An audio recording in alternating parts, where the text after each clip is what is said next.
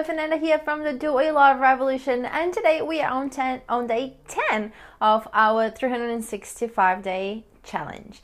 So we're going to be together for 365 days. I'm going to come here and give you a little tip, a little insight to help you have a life with more purpose, more freedom, and just really have more of you in your life. You stop living according to other people's plans or what the people want you to do, but really start digging into who you really are and expressing that in your work as well. So today I want to talk to you about something really cool that sometimes we neglect on our journey to create a better life for ourselves. Which is, before I go there, do you notice that when you decide what you want to do, even if you don't have too much clarity, but you want to have more happiness, or you want to be more fit, or you want to have more money, then everything you notice is the lack of. So, because you want to be happier, so you've noticed all the areas that you're not happy. You want to have more money, so you notice how much you don't have money to do this or that, or to buy this or that.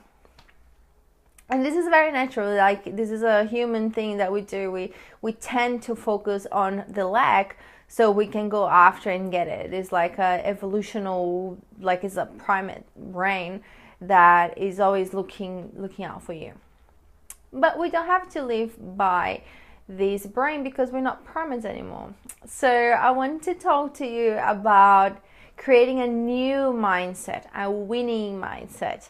And that will require you to start shifting your focus and start collecting evidence of the abundance of your life. And today the abundance I'm going to talk about is the abundance of awesomeness that you have and we all have. So what happens is when we're doing a transition, or really when we're taking on any big project, like change our lives is one of them, we start really being present to the things that we don't have to do that. So you don't have enough time, you don't have enough money, you don't have enough knowledge, you don't have enough connections. That will be a bunch of things, or a bunch of blocks, and sometimes you don't have clarity and you don't have confidence. So that's what we're going to work on today. We're going to work on you collecting evidence of your awesomeness. What you're going to do is write down 100 things, yes, 100 things that you have done in your life that you felt really proud of at the moment. And can be really little things, like you remember when you were able to ride a bike without the supporting wheels at the back, and you're like, yes, that's little, like a lot of kids do that. But that was a big moment for you when you're 5 or 6 or whatever. To big things, like for example, for me, one of my big ones is being able to move to Australia. This is so big. I'm so proud of it. It's one of my biggest accomplishments. And every time I think I've done it, I'm like, wow, if I was able to do this, I'm able to do anything. And it's very cool to start writing down that many, 100. Don't worry if you fall short. Sometimes if you start to fall short, you can stop at 87, but you see that there will be a lot of little wins that meant a lot to you at the time that they happened. So once you start putting it down, one, it's going to make you remember the other and the other and the other and the other. And what you're going to do to yourself is really flood you with a lot of evidence of how awesome you are. I was working with a client, an awesome client, last year, and she's phenomenal. She works in a very successful startup, and she was doing really well. But there was something, she was really her confidence was really shaken by a bunch of circumstances, and she wasn't feeling it. And one of the things I've noticed in the process was that she was just focusing on what she didn't have. And because she was focusing on what she didn't have, she was not finding herself capable of achieving things.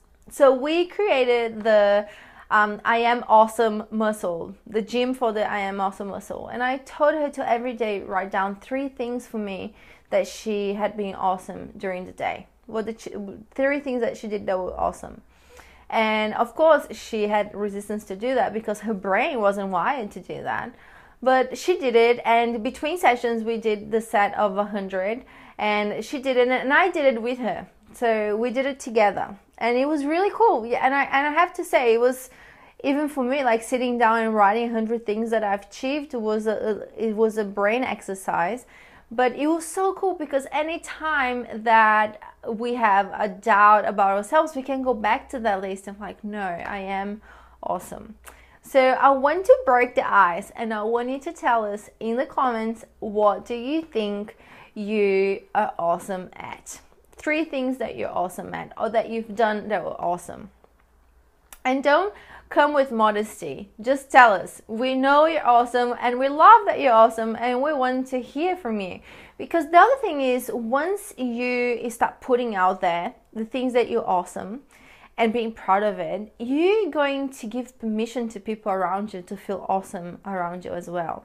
And there's nothing better than having people around you feel awesome, especially because of you. So you have them. I want you to tell us, and I'll see you tomorrow. Thank you so much for being here. Bye.